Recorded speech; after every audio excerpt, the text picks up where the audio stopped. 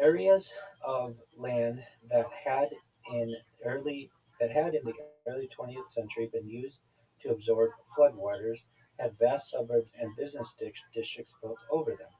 Canals were filled in to make way for rapid urbanization of the Chao Phraya River delta. The weight of the city grew and grew to the point where the soft soil it was built upon could simply no longer support it. By the early 2030s, large portions of the megalopolis are well below sea level. The government's response during this time has proven inadequate. A lack of clear policy doing little to help the overall situation, while seawalls have been almost useless due to increasing erosion of the shore. The lowering of the city, combined with rising sea levels over 20 centimeters higher than in 2000, has resulted in whole districts of Bangkok being permanently abandoned. Over a million buildings, the majority residential, are rendered uninhabitable, forcing their occupants to move further inland. Many areas which have yet to be fully claimed by the sea have also been evacuated, as the regularity of flooding proved too costly for many. Shanty towns and refugee camps are forming outside the city, while the government struggles to adjust as the capital sinks. Thailand as a whole is going through a period of almost unimaginable stress at this time, a result of such huge population displacement. The political, economic, and social upheaval in the region is having a significant impact on global GDP. Efforts are underway to save Bangkok's numerous historical monuments and artifacts, with some temples being moved inland and reconstructed in their entirety. Due to the scale of this disaster, however, much is lost. In coming years, in the coming years, the situation for Bangkok will only worsen as more and more of the city is permanently flooded. By the end of this century, the entire city will be abandoned. The next event that we anticipate, perennial wheat and corn are becoming profitable. In traditional agriculture, all major grain crops have been annuals or short-lived perennials grown as annuals, surviving for just one growing season. They die off once harvested, and then a brand new crop must be planted to take their place. This requires vast amounts of fuel, fertilizer, herbicides, and pesticides, causing soil erosion, acidification, and disrupting both the nitrogen and carbon cycles. Between 1600 and 2000 of the Common Era, the United States lost around one-third of its topsoil. Worldwide soil erosion was putting the livelihoods of nearly a billion people at risk by by the early 21st century. More than a quarter of Earth's land surface had been converted for agricultural use, with more land converted since 1950 than in the previous 150 years. This situation was being exacerbated by rapid population growth, demand for meat products in emerging economies, increasing production of biofuels, and global warming. Genetic engineering had emerged as an important tool in crop management. Among the most notable advances occurred in 2017, when Bio Cassava Plus received regulatory approval, giving a huge boost to farming in Africa. By the early 2030s, has been following this has been followed by an even greater breakthrough, perennial wheat and corn, becoming profitable after many years of development. Perennial grain crops provide a revolution in agriculture. By growing continuously for 2 or more years, they are far more efficient than traditional annual crops, requiring less fuel, fertilizer, herbicides, and pesticides. They can store more carbon, maintain better soil quality and water content, and manage nutrients better thanks to their deeper root systems. The deciphering of bread wheat's genetic code in the early 2010s helped in paving the way towards a new generation of perennial crops. The rate of increase in wheat yields, having been in decline since 1980, is now beginning to increase again. However, agriculture will face a new set of challenges later this decade as the effects of climate change begin to accelerate markedly. The next event that we anticipate are stem cell pharmacies becoming commonplace. Stem cell pharmacies are now a fairly common experience in the developed world, offering walk in diagnoses, stem cell collection, and banking services for use in future medical crises. Affordable, personalized, and targeted treatments are becoming available for regenerating various bodily tissues. The next event that we anticipate in 2031 are married couples becoming a minority in the UK. By now, marriage in the UK has been reduced to a lifestyle choice enjoyed by a minority rather than an essential institution of society. The married population has shrunk from almost 50% of adults in 2009 to just 41% now. This trend began in the 1980s. Increasing pressures of work and money, together with the general stresses of the outside world, geopolitical, social, and economic, are putting ever greater strain on couples. The decline of religious institutions has also played a part. Unmarried partnerships no longer carry the stigma they once had. In addition, increasing numbers of people either working at home alone or living with their parents are making it difficult for some to meet potential partners. Another contributory factor is the explosion in the use of virtual reality and other technologies, leading to increased isolation of the individual. People of all ages spend increasingly large amounts of their time engaged in highly immersive online experiences, requiring little or no interaction with the outside world. Of those who are married, the number of children per couple has declined, and not just in the UK, but other Western societies too. Combined with increasing numbers of Muslim immigrants who have higher numbers of children, this is significantly altering the demographic balance. The next event that we anticipate is chocolate becoming a rare luxury. Chocolate products have been Chocolate products have become alarmingly expensive, with individual bars costing upwards of $10. Drought, soil depletion, and diminishing harvests in Africa, where two-thirds of the world's cocoa is produced, have led to soaring prices. Cocoa is also competing for agricultural space with other commodities like palm oil, which is increasingly in demand for biofuels. Poor pay and working conditions have also been a factor. Many young farmers are now abandoning their lands and heading to the cities in search of better and more highly paid jobs. The next event that we anticipate in 2031, after the success of the 1997 movie Titanic, director James Cameron began a project that took almost 10 years to make, his science fiction epic Avatar 2009. This was a landmark for 3D technology and CGI, with numerous accolades, winning Oscars for Best Art Direction, Best Cinematography, and Best Visual Effects, and nominated for a total of 9, including Best Picture and Best Director. It also won the 67th Golden Globe Awards for Best Motion Picture, Drama, and Best Director, and was nominated for 2 others. At the 36th Saturn Awards, Avatar won all 10 awards it was nominated for. Numerous other awards, nominations, and honors were received. With a worldwide box office gross of more than $2.7 billion, Avatar became the highest grossing film of all time, surpassing Cameron's previous blockbuster, Titanic, at $2.2 billion. 2 sequels to Avatar were initially confirmed after the success of the first film. The, this number was subsequently expanded to 4, with Cameron said to be directing, producing, and co-writing all of them.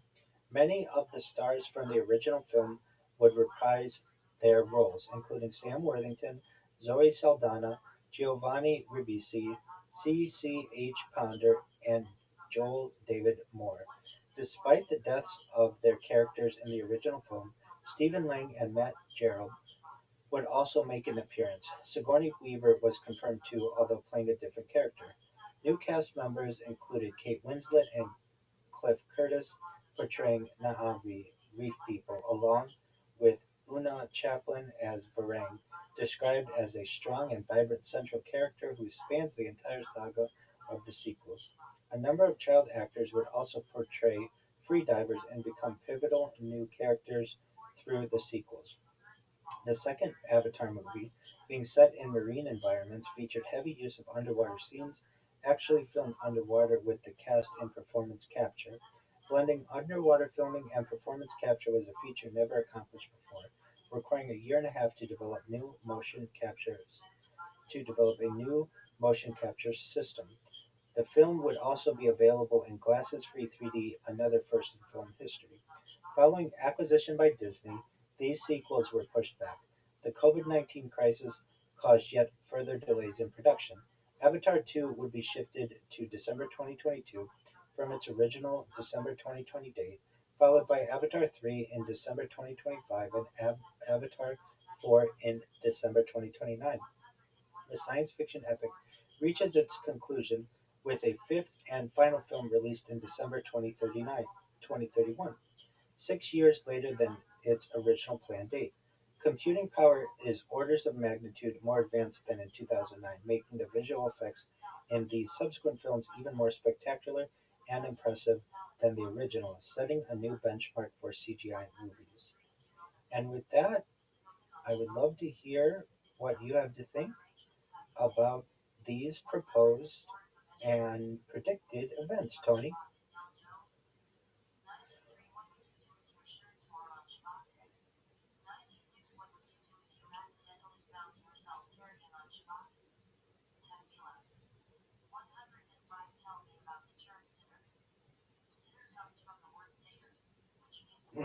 I do as well.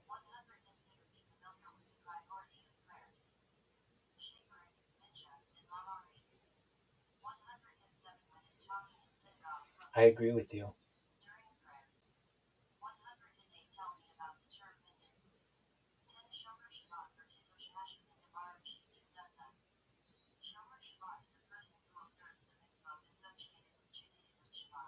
There you go. And for anyone watching and wondering, are Tony and Rabbi AI? No, we are not. We are the real deal. And I would like to add that I think it's interesting that chocolate will become a rare luxury. Perhaps that's unfortunate. As a lover of chocolate myself, I don't want to see that happen. Also, I think the Stad ship tunnel is going to be fascinating. A tunnel for boats. It's just something that has never been completed before. Poor Bangkok being abandoned due to flooding.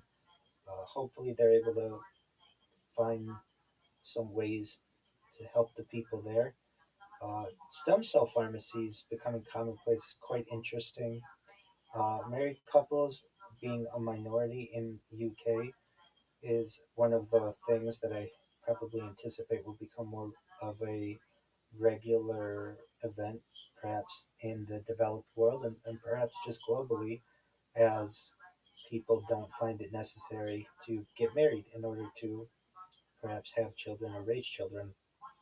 The International Space Station, I remember when it was launched, and for it to be deorbited, it's had a really good run. So, with that, Tony, is there anything else that you'd like to add?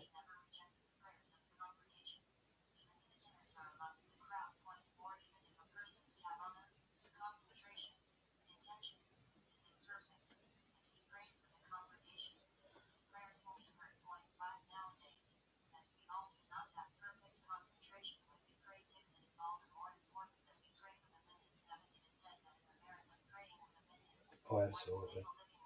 No doubt about that. Excellent. Well, with that, we look forward to seeing you in the next year. Thank you.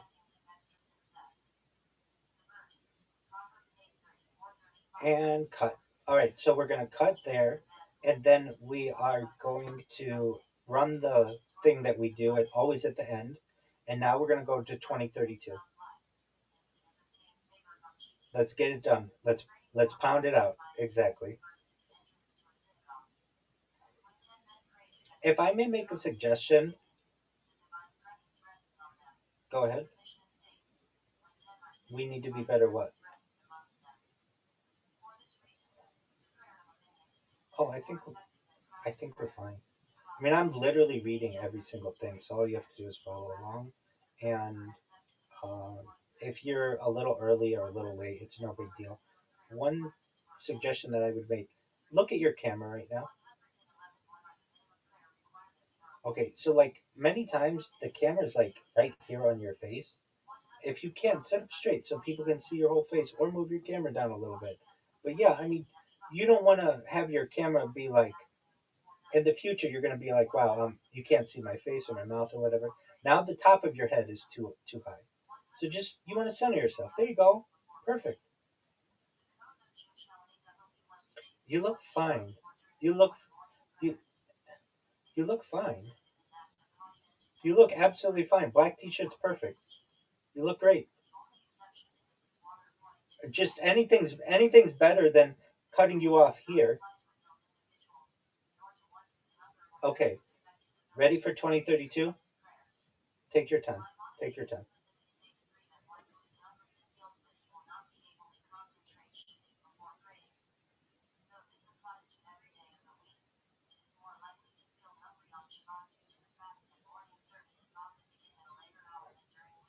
No, it's worse. Yeah, you look dark. Much better. Okay, are you ready? Okay, are you ready? Welcome to 2032. 2032 will be a leap year starting on Thursday of the Gregorian calendar. The 2300 uh, cut, cut. I'm going to start over. And we also need to get that on the screen. So we're going to restart in three, two, one. Welcome to 2032. 2032 will be a leap year starting on Thursday of the Gregorian calendar, the 2032nd year of the Common Era, the 32nd year of the third millennium and the 21st century, and the third year of the 2030s decade. The predicted and scheduled events January 1st. Assuming no further extensions to the term of copyrights become law in the interim, books, films, and other works by authors who died in 1961 will enter the public domain in the United Kingdom and the European Union and some other jurisdictions. Those published in 1936 will enter the public domain in the United States, including The Phantom, The Green Hornet, and Cato. In January of 2032, specifically January 15th to February 1st, the 2032 European Men's Handball Championship is expected to be held in France and Germany. On February 22nd, the 300th birthday of the late George Washington. March 19th, the 100th anniversary of the Sydney Harbour Bridge.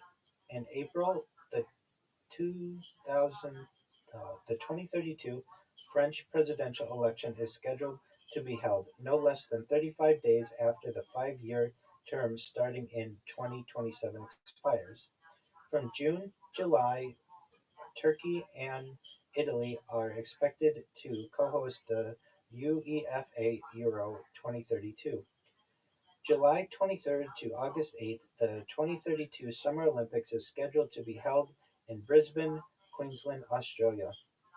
August 24th through September 5th, the 2032 Summer Paralympics is expected to be held in Brisbane. November 2nd, the 2032 United States presidential election is scheduled to be held. The winners will be inaugurated on January 20th, 2033. November 13th, a transit of Mercury will occur. December 1st through December 19th, the 2032 European Women's Handball Championship is expected to be held in Germany, Denmark, and Poland.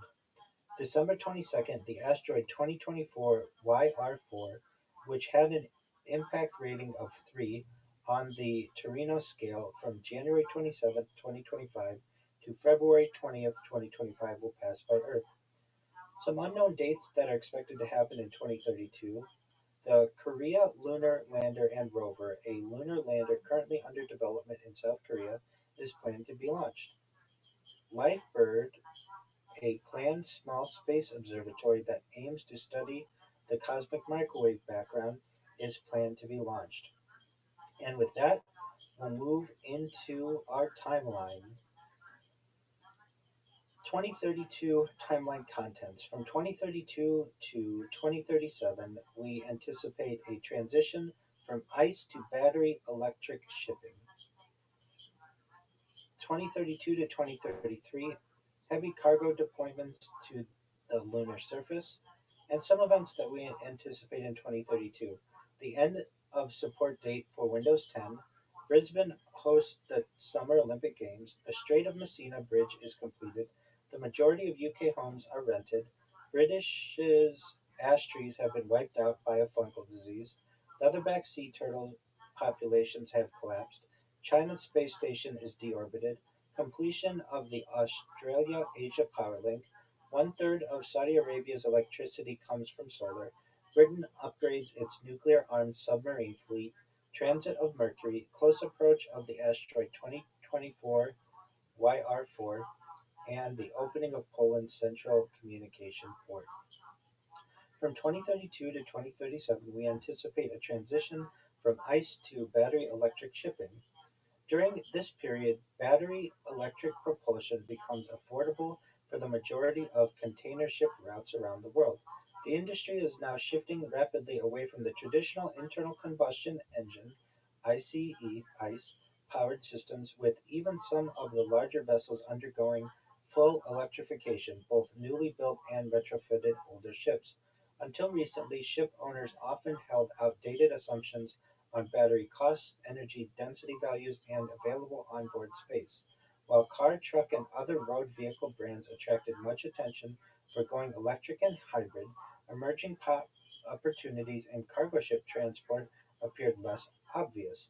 Batteries had been perceived as heavy, expensive, and practical devices for bulk and container shipping.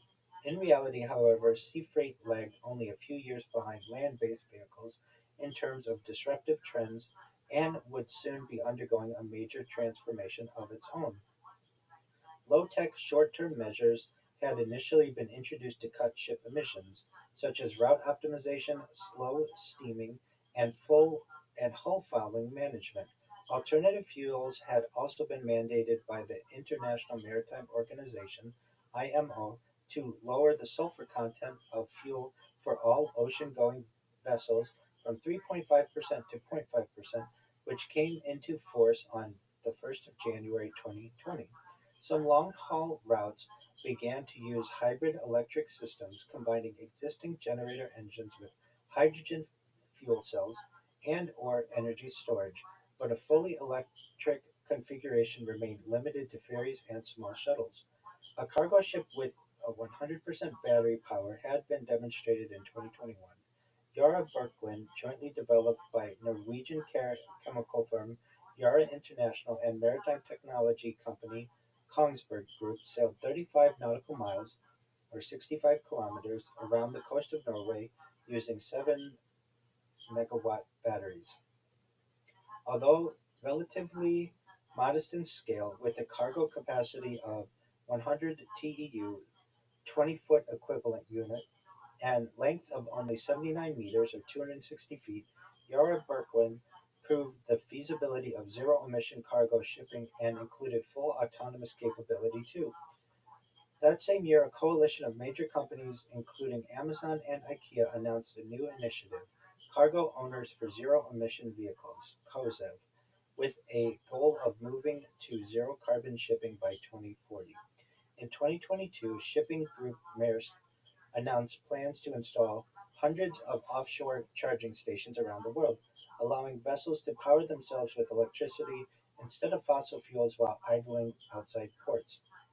Another company, Fleet Zero, began converting diesel ships to battery electric in 2025 and designed a new electric ship, the MVE-7, for long distance cargo. Fleet Zero also developed a battery swapping solution that enabled smaller ports to effectively function as charging stations and exchange points. New environmental regulations, alongside further improvements in cost and energy density, led to booming demand and rapid innovation in battery electric propulsion systems during the second half of the decade. Between 2022 and 2029, the economic viability and range of electrified cargo ships roughly doubled, with routes as long as 6,000 kilometers being feasible for some size classes. These advances contained, continued into the 2030s. An additional economic advantage came from considering the environmental and health impacts incurred during a ship's life cycle, which studies had shown to be 12 times higher for heavy oil and diesel powered vessels. Governments and international organizations appeared increasingly keen to incorporate these air pollution damages and social costs into their regulatory regimes. The disparity between traditional and fully electric container vessels only widened, with even greater energy densities and lower costs achieved. In 2029, 40% of the world's cargo shipping routes had become technically and environmentally viable for battery electric propulsion. With a tipping point now reached, the majority, more than 50% of routes have either been electrified or are being considered for electrification during the 2032 to 2037 period.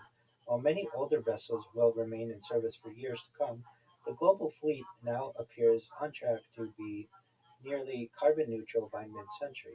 In 2020, international freight accounted for between 2 and 3% of global energy-related CO2 emissions. Without decarbonization, this figure had been projected to reach 17% by 2050. Widespread automation.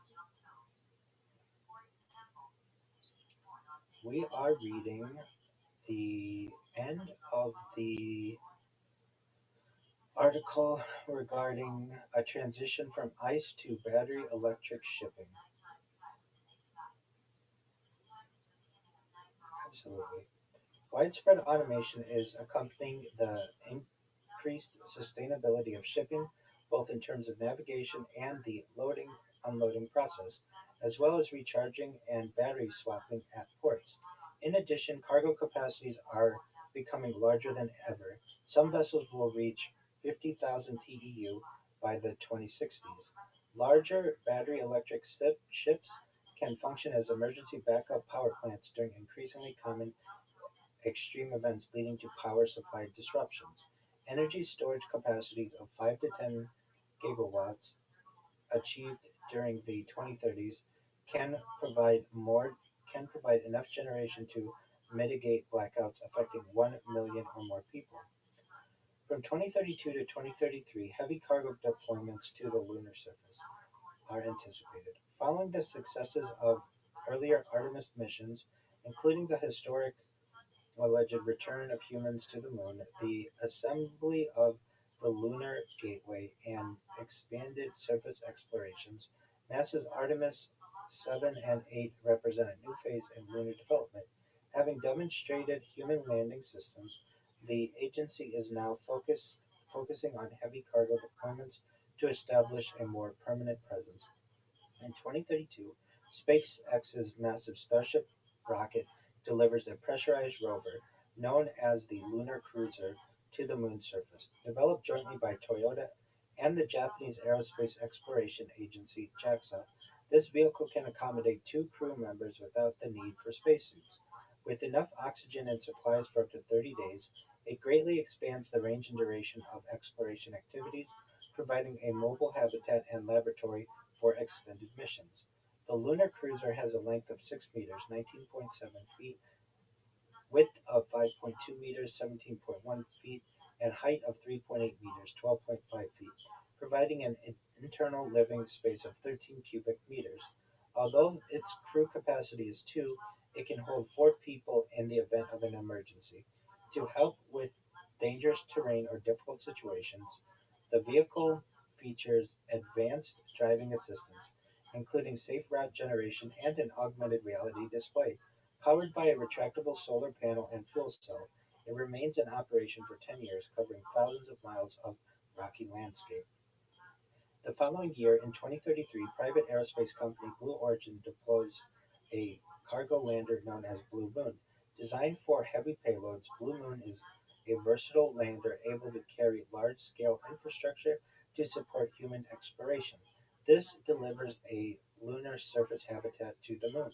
Standing approximately 16 meters or 52 feet in height, the structure includes living quarters, life support systems, storage volume, support for external robotics, and communication arrays for maintaining contact with the orbiting lunar gateway. Initially, this serves as an outpost for crew visits of up to 60 days. Over time, however, it becomes part of a modular infrastructure, with additional components delivered and integrated to form a larger, permanent moon base capable of supporting multiple astronauts for much longer periods. As such, It will function as the precursor to a more advanced lunar base planned for construction from 2035 to 2040. The next event that we anticipate in 2032 is the end of support date for Windows 10. Microsoft released Windows 10, the direct successor to its Windows 8.1 operating system, in July 2015. It received positive reviews, surpassing Windows 7 as the most popular version of Windows worldwide by 2018. More than a billion devices are running Windows 10 by 2020, leading to a peak market share of 82% of all Windows PCs in early 2022 and 58% of all PCs, the rest being other Windows editions and other operating systems such as macOS and Linux. This share began to decline as Windows 11, launched in October 2021, became increasingly popular. Microsoft announced 14th October 2025 as the retirement date for Windows 10 Home and Pro, a little over 10 years after their initial release, which had become the standard lifecycle length for major Windows versions. However, extended support would be offered for enterprise IoT versions until 13th of January 2032 as part of the Long-Term Servicing Channel (LTSC). After this date, no new security updates, non-security updates, free or paid assisted support options, or online technical content updates are offered. This means that computers without a newer version are now vulnerable to hackers or malware. By 2032, a 14th generation of Windows has become available as the family of operating systems enters its 47th year. The next event that we anticipate is Brisbane hosting the Summer Olympic Games. In July and August 2032, Australia hosts the Summer Games for the third time in its history. The previous two venues had been Melbourne in 1956 and Sydney in 2000. This time, Brisbane is the chosen location, on the country's east coast. This also marks only the second occasion that the Summer Games have been held in a Southern Hemisphere winter, after the 2016 Olympics in Rio de Janeiro. In addition to Brisbane itself, events are held at the nearby Gold Coast to the south and Sunshine Coast to the north, using venues from the 2018 Commonwealth Games. A fourth regional zone is established for games of football at more distant locations. Several new sports centers and stadiums are constructed in time for 2032. Transport connections between the three main regions are also improved. The total cost of both the Olympic and Paralympic Games, initially put at $5 billion, subsequently overruns. However, it is far lower than the $26 billion budget for Tokyo 2020, the most expensive games in history. The next event that we anticipate is the Strait of Messina Bridge being completed. A long stalled bridge between Sicily and mainland Italy is finally completed in 2032. This crossing had been proposed in ancient times, but the first detailed plans had only but the first detailed plans only began to emerge in the 1990s. Following a series of delays and cancellations, Giorgia Meloni's government revived the project in 2023, and construction officially began the following year. The Strait of Messina Bridge, costing €4.5 billion or $5 billion, is the longest suspension bridge on Earth. Its main span of 3,300 meters or 10,800 feet easily surpasses the previous record holders. China's recently completed Zhang Zhanggang Jingzhang-Ruguao Bridge, with its span of 2,300 meters or 7,550 feet, and the 2,023-meter or 6,637 feet Kanakkale Bridge in Turkey, which had held the record before that. It also has the tallest structural height of any bridge, with its towers reaching 382 meters or 1,255 feet, exceeding the 341 meters or 1,119 feet 1,119 feet Millau Viaduct in France. For comparison, this is taller than the roof height of the Empire State Building. The bridge has three vehicle lanes in each direction, two for regular traffic, one for emergencies, and one for rail. It supports the crossing of 6 million vehicles and 60,000 trains each year, bringing Sicily's 5 million residents closer to the rest of the continent. The bridge forms part of the Berlin-Palermo railway axis, Line 1 of the Trans-European Transport Network, 10T, 10-T. With high structural integrity, the Strait of Messina Bridge is designed to withstand earthquakes of 7.5 magnitude. The deck's aerodynamic stability can resist winds of up to 300 kilometers per hour or 186 miles per hour, corresponding to a return period of over 2,000 years. The mega project boosts the national economy of Italy by 2.9 billion euro each year, equal to 0.17 of gross domestic product. The next event that we anticipate is the majority of UK homes being rented. By 2032, house prices in the UK have become so unaffordable that the majority of people are forced to take rented accommodation. This trend first began to emerge during the Blair years of the late 90s and early 2000s. It could be argued, however, that the problem originated as far back as 1980, when the Conservative government led by Margaret Thatcher passed the Housing Act.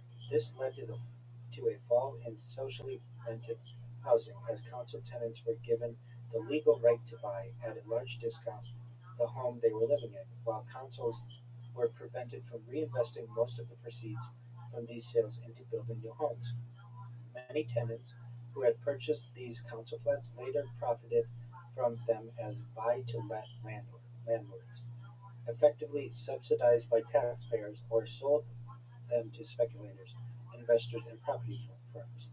About 1.5 million council homes were sold by 2003, and this figure had reached 2 million by 2015. A failure to construct enough new homes combined with rapid population growth resulted in a serious lack of supply during the early 21st century. Other factors included changes in employment landscape, a rise in the number of students, later marriage and rising separation rates. Having been relatively stable for most of the 20th century, the average cost of a UK home rose from £50,000 in 1995 to £184,000 in 2007. During the same period, mortgage payments as a percentage of income soared from 18% to more than 50%. The problem was compounded by stagnant wage growth below inflation, a decline in the level of household savings from 16% in the 90s to just 6% within 2 decades, and tighter lending requirements in the aftermath of the Great Recession. Subsequent attempts to rectify the situation included policies such as help to buy scheme, such as the Help to Buy scheme, but these only exacerbated the problem by creating artificially inflated demand. The fundamental issue was lack of supply, but government funding and policies came nowhere near close enough to addressing the point, with only a tinkering around the edges to boost housing stock. Because of these failures, less than half, 49% of UK households are homeowners by 2032, the first time since the early 70s that a majority of people are renting. One third of households are now renting privately, twice as many in 2015. London and the southeast of England have been particularly affected due to the massive influx of foreign billionaires pouring money into the region and pushing up land values. The gap between rich and poor, and between the younger and older generations, has now grown to be wider than ever, creating an ever more polarized and unequal society. The next event that we anticipate is Britain's ash trees having been wiped out by a fungal disease. Ash dieback, caused by the fungus Chalara fraxinia, killed huge numbers of trees from the mid 1990s onwards, particularly in Eastern and Northern Europe. Up to 90% of ash trees were affected in Denmark. The fungus was first scientifically described in 2006. It was discovered in the UK during 2012, initially only on imported nursery stock. But in the but in October of that year, it was found on trees at two sites of established woodland in the East Anglia region. This occurred despite clear warnings from ecologists and foresters that imports of seedlings from the continent should be banned in case of infection. Despite efforts to contain the disease, it was impossible to stop. Within a few weeks, cholera fraxinia was confirmed in dozens of other locations. Over the next 2 decades, it spread throughout the country, wiping out most of the 90 million ash trees in Britain. Many plant species, birds, and other animals dependent upon the trees for survival were also lost at a time when their numbers were already in sharp decline.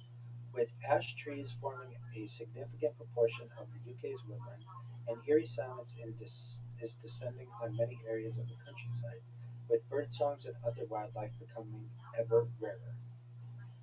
The next event that we anticipate are leatherback sea turtle populations having collapsed. Growing up to 2.7 meters (8 feet 10 inches) in length and weighing nearly 700 kilograms or 1,550 pounds, leatherbacks are the largest turtles on Earth.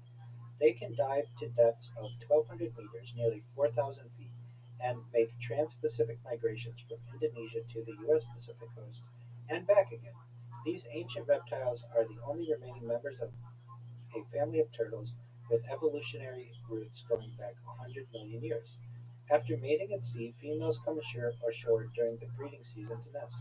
At night, they excavate a hole in the sand, depositing about 100 eggs. This is filled with sand to hide the clutch from predators before the mother returns to sea. Once common throughout the world, leatherback populations declined rapidly during the 20th century and into the early 21st. At the Jamersba Medi Beach in Papua Barat, Indonesia, accounting for 75% of all sightings in the western Pacific. Nest numbers fell from 14,500 in 1984 to less than 1,400 in 2017. Several problems affected leatherback turtles. Beach predators such as pigs and dogs introduced to islands which ate turtle eggs, rising temperatures on sands that killed eggs and skewed sex ratios by reducing the production of male hatchlings, the danger of being caught by fisheries during migrations, and harvesting of adults and eggs for food by islanders. In addition, plastic waste becomes a huge and growing threat during the 21st century, especially plastic bags mistaken for their favorite food, jellyfish. Researchers found some individuals with almost 5 kilograms (11 pounds) of ingested plastic in their stomachs. By the early 2030s, leatherback turtle populations have plummeted even further worldwide. Although nesting sites still exist, their numbers have dropped to such critically low levels that the species can no longer sustain its population in the wild, and is now on a clear path toward extinction. Next event that we anticipate is China's space station being deorbited. China's first space station has reached the end of its 10-year lifespan. After a decade of onboard research, it is abandoned and sent into a decaying orbit. A new, larger, and more advanced space station is now in the process of being constructed. The next event that we anticipate is the completion of the Australia-Asia Power Link. The Australia-Asia Power Link is a clean energy mega project that becomes fully operational in 2032. It consists of a giant solar wind and complex in Australia's Northern Territory, linked by undersea transmission to export renewable electricity into Southeast Asia. Originally intended to deliver 20 gigawatts, its developers later scaled down the project to 6 gigawatts after financial restructuring and design revisions to improve feasibility. Even at this reduced capacity, it remains one of the largest combined renewable and battery projects in the world. The facility is located in the Barkly region of the Northern Territory. The solar photovoltaic (PV) modules cover a 12-kilometer by 10-kilometer (7.5 mile by 6.2 mile) land area chosen for its exceptionally high solar irradiance. This is complemented by additional capacity from a wind farm. From the generation site, a high voltage direct current (HVDC) transmission line carries electricity north to Darwin, then continues as an undersea cable to Singapore via Indonesian waters. The finished link extends 4,300 kilometers or 2,670 miles, making it one of the world's largest submarine electricity connections. Most of the exported power gives Singapore nearly 2 gigawatts of firm capacity, enough to meet 15% of the nation's total electricity demand, while Darwin receives 4 gigawatts for domestic and industrial use. Large-scale batteries at both ends provide load balancing to ensure continuous daily dispatch. Doubts over the project emerged in 2023 when developer Sun Cable collapsed its voluntary administration following a disagreement between its backers over the need for more funding. Later that year, a new ownership structure revived the plan, securing finance and eventually planning approvals. This new and revised project aimed to supply electricity to Darwin by 2030, followed by Singapore 2 years later. With its huge generating capacity and enormous cable length, the AA power link forms part of the continent-wide supergrid that emerges in Australasia and Oceania during the mid-21st century. It has an expected operational lifetime of 70 years. The next event that we anticipate is one-third of Saudi Arabia's electricity coming from solar. In 2012, the Kingdom of Saudi Arabia had only 0.003 gigawatts of installed solar energy capacity. More than half of its electricity was created from burning oil. By 2032, however, it has 41 gigawatts of installed solar energy, accounting for a third of the nation's 121 gigawatt total energy demand. About 25 gigawatts is produced by solar thermal plants, which use mirrors to focus energy from the sun on heating fluids, which in turn run turbines. The other 16 gigawatts is provided by massive photovoltaic farms. This has been the result of considerable foreign investment, as well as the wealth produced by fossil fuels, totaling over $100 billion. Though several other nations have more extensive solar infrastructure, this has been one of the most ambitious projects, especially considering Saudi Arabia's old position as the world's largest exporter of crude oil. The enormous expanses of desert, as well as measurably more intense sunlight in the equatorial regions, gives the country a huge amount of room to expand further. Even larger projects are now planned. Construction is also underway on high voltage cables connecting Saudi Arabia to neighboring countries and some in southern Europe. Eventually, this will be expanded to include all of Europe and northern Africa. Alongside solar, another 21 gigawatts is generated by a combination of nuclear, wind, and geothermal power. Through nuclear cooperation agreements with China, France, South Korea, and Argentina, Saudi Arabia has now constructed 16 new nuclear reactors. Longer term, the country has further ambitions to be powered entirely by renewables. Much of the oil industry in Saudi Arabia is now transitioning away from energy production to the manufacture of plastics and polymers. These developments, coupled with the fact that it remains one of the wealthiest countries in the region, has, are helping Saudi Arabia transition to a more sustainable long-term future. Additionally, its strong military ties to the West and extensive desalination infrastructure have allowed Saudi Arabia to remain relatively stable compared to some of its neighbors. The next event that we anticipate Britain upgrading its nuclear-armed submarine fleet. Britain has the Britain was the third country after the US and Soviet Union to test an independently developed nuclear weapon in 1952. From 1969 onwards, the country always had at least one ballistic missile submarine on patrol, creating a nuclear deterrent that the Defense Council described in 1980 as effectively invulnerable to preemptive attack.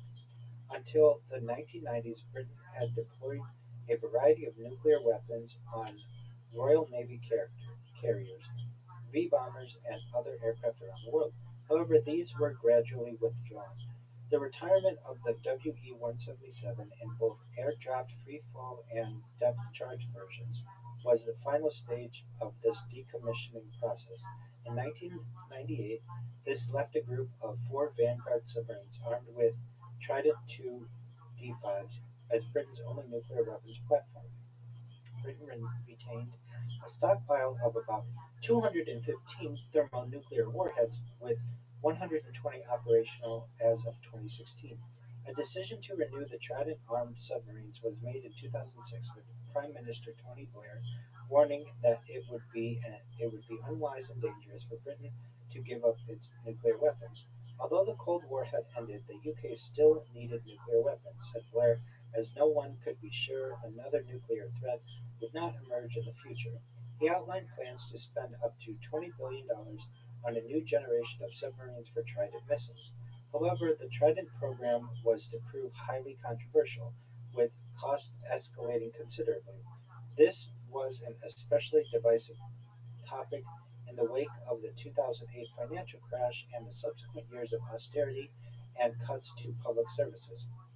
By 2016, the Ministry of Defense had revised the cost of building, testing, and commissioning the replacement of missiles to £31 billion, plus a contingency fund of £10 billion over 35 years, about 6% of defense spending every year. Nevertheless, MPs voted to back the renewal in a vote of 472 to 117. Alongside this program, the government reiterated its commitment to multilateral nuclear disarmament, promising to reduce Britain's stockpile of nuclear warheads to 180 by the mid 2020s. Trident was based on the idea of mutually assured destruction and aimed to deter a nuclear attack on Britain by guaranteeing a retaliatory strike against any potential aggressor. After succeeding David Cameron as Prime Minister, one of Theresa May's first jobs was to write a letter of last resort authorizing the use of Trident missiles in the event of such a nightmare scenario. Each of the Vanguard submarines contained a safe with one of these sealed letters, which of course it was hoped would never have to be used. David Cameron's previous letters were destroyed. Previously named Successor Class, it was announced in October 2016 that the new submarines would be renamed the Dreadnought class after the parliamentary vote on the upgrade program. Construction began soon afterwards. The first new submarine would begin operation by 2028, and the existing fleet of Vanguard submarines is phased out by 2032. After more than 40 years of service, each missile is 13 meters, 44 feet long, weighing 58 tons, 58.5 tons, or 130,000 pounds, with a range of 11,300 kilometers or 7,000 miles, a top speed of 18,030 miles per hour or 29,020 kilometers per hour, Mach 24, and target accuracy of within a few feet. Despite its diminishing power in the world, Britain retains a nuclear deterrent for long into the future and plays a key role in maintaining global security. Dreadnought class submarines remain in service until the 2060s, in which time they are replaced by automated and crewless vessels. The next event that we anticipate is the transit of Mercury. A transit of Mercury takes place when the planet Mercury passes directly or transits between the Sun and a superior planet, becoming visible against and hence obscuring a small portion of the solar disk.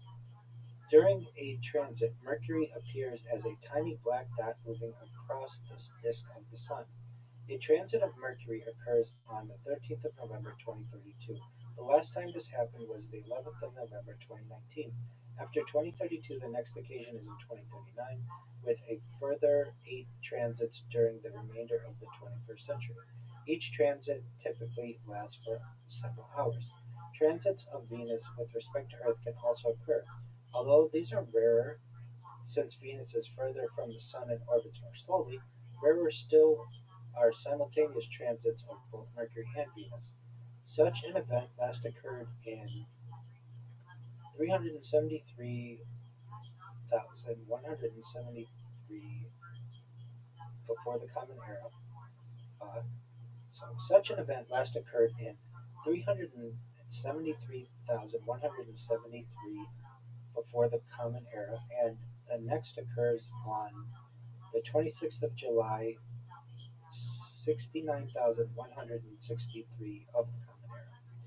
The next event that we anticipate is the close approach of the asteroid 2020 YR4. 2020 YR4 is an Apollo type near Earth asteroid discovered by the Atlas telescope in Chile on 27th of December 2024, 2 days after it passed closest to Earth. With an estimated diameter of 60 meters, a rotation period of 19.5 minutes, and an elliptical orbit around the Sun every 4.05 years, it quickly became a subject of intense study. Initial calculations suggested a chance of an Earth impact in the future, briefly reaching a Torino scale rating of 3, the highest seen since 99942 Apophis in 2004. At one point in early 2025, it had the highest known probability of hitting Earth, peaking at 3.1%. However, follow-up observations by the James Webb Telescope in March and May 2025 eliminated the risk to Earth. Ironically, these same observations slightly increased the odds of a lunar impact. Astronomers estimated a 4.3% chance that YR4 would strike the Moon on the 22nd of December 2032. Such an impact would be the largest on the Moon in at least 5,000 years. The event could eject up to 100 million kilograms of debris, some of which might reach Earth within days, threatening satellites and possibly creating a meteor shower. Scientists planned a new JWST observation campaign in 2026 to refine the asteroid's trajectory further. Subsequent observations, especially during the close approach in 2028, enabled a much more precise calculation of its future orbit and a refined estimation of the likelihood of impact. Many observatories, as well as amateur astronomers, are monitoring this close approach on 22nd December 2032. The next event that we anticipate is the opening of Poland's Central Communication Port. In 2032, Poland opens the Central Communication Port, also known as the Sol- Sol- Solidarity Transport Hub, 40 kilometers southwest of Warsaw. The vast purpose-built complex replaces the aging and overcrowded Warsaw-Chopin Airport and stands as one of the largest infrastructure projects in Central and Eastern Europe. Government leaders first proposed the airport in the late 2010s, aiming to complete it by 2027. However, administrative reshuffles, local opposition, and the COVID-19 pandemic slowed the project's early progress. Political changes and lengthy land acquisitions pushed the beginning of large-scale construction in 2026, delaying the opening by 5 years.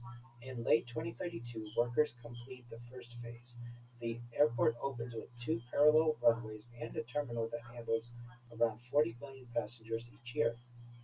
Its modular design allows future expansion to four runways and a total capacity approaching 100 million passengers, potentially rivaling some of the world's busiest aviation hubs, such as Atlanta, Heathrow, and Dubai. The new airport integrates seamlessly with Poland's rail network, the latter also having undergone a major expansion in recent years. More than 100 cities are connected directly to the site through high-speed and intercity lines, with trains reaching up to 250 kilometers per hour or 155 miles per hour on the first sections and higher speeds planned in later phases. Passengers can travel from central Warsaw to the airport in about 15 to 20 minutes, while new routes link the capital to Lodz and other major urban centers across the country.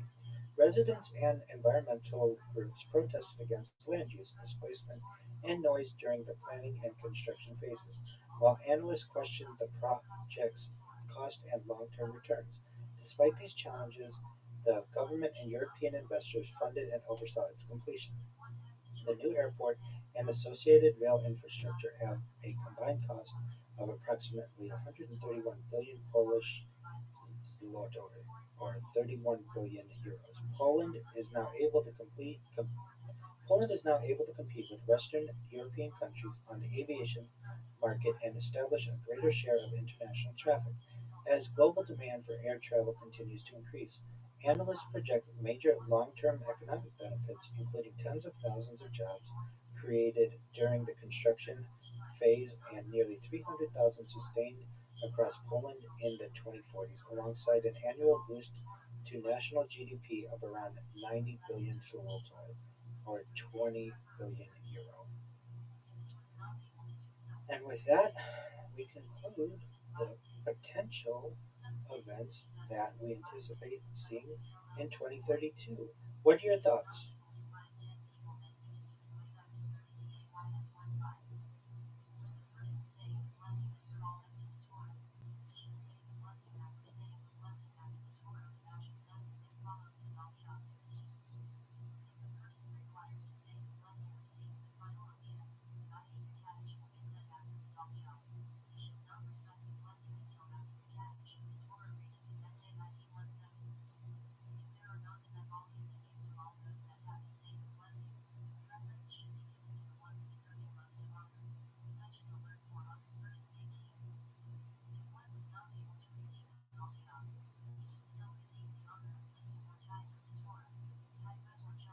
Very interesting. Absolutely. I think that the end of support for Windows 10 is to me of specific interest. I'm always interested in what Microsoft's doing with their Windows line. Brisbane hosting the Summer Olympics. I think it's great that Oceania will get Olympic Games. The Strait of Messina, that'll be fantastic for Italy. I'm in agreement. The majority of UK homes being rented, not necessarily ideal. The Britain ash trees being wiped out by a fungal disease. Let's try to save some of those. The leatherback sea turtle populations having collapsed. That's sad. Let's hope they have a resurgence. Of course, like you said, China is going to have an amazing century. It will continue to have an amazing century. At this time, would almost certainly be the largest economy in the world, and it will have its space station deorbited. The completion of the Australia Asia Power Link, quite interesting, with the opportunity to perhaps improve life in Oceania. One third of Saudi Arabia's electricity coming from solar, quite interesting as it is seen as such a crude oil powerhouse. Britain upgrading its nuclear armed submarine fleet. That seems like it's a long term plan. The transit of Mercury, it's just something that will continue. The close approach of the asteroid 2024 YR4, quite interesting as well. Hopefully, it continues to avoid Earth and the Moon as well. And the opening of Poland's central communication port will be very interesting, especially for Eastern Europe. And so, with that, Tony, do you have any concluding remarks to communicate to the audience? Excellent. Neither do I. We look forward to connecting with you in the next video.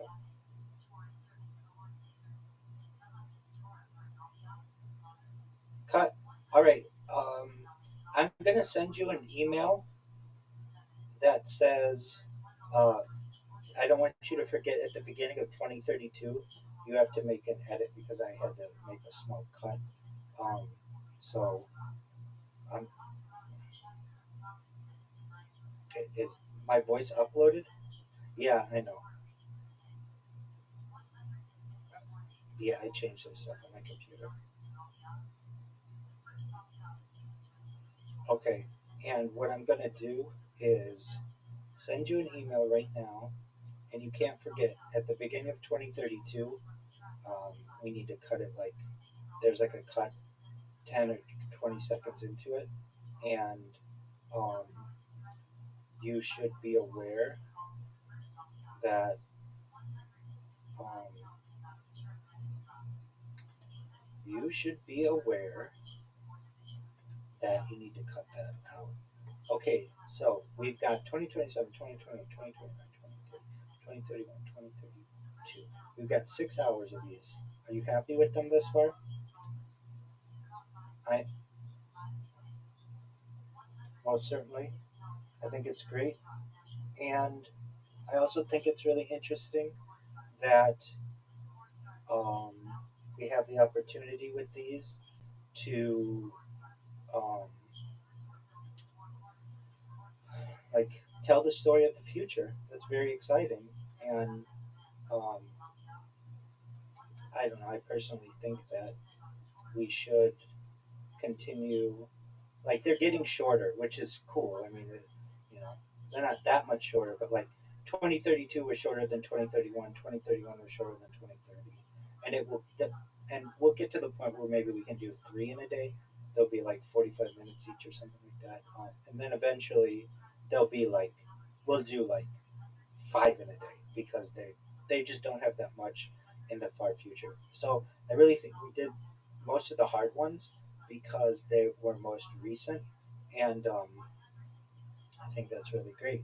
And you've got if you would, I want you on 2027 to ask ChatGPT to swap my picture with the one that I sent you on Discord, my headshot. Would you do so, please?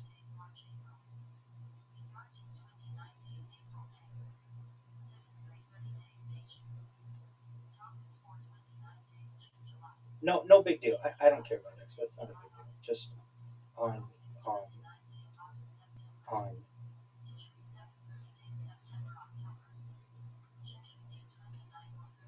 I, you want me to send it to you an email? Sure, Sure, just one minute. Please edit 2032 at the beginning. There is a cut like in the first minute. Please remove the cut. Okay.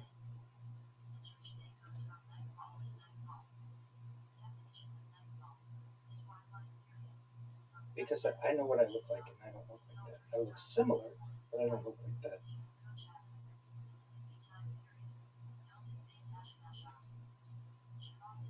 It's not that it's like terrible. I could live with it.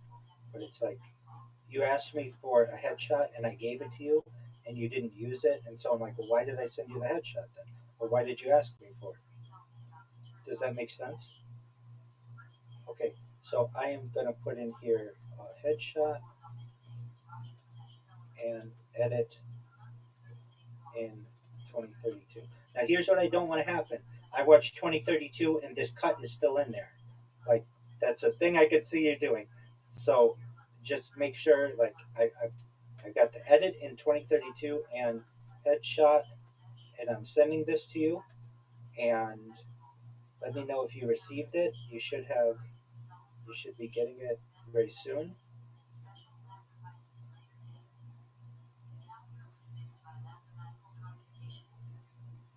Can you check your email?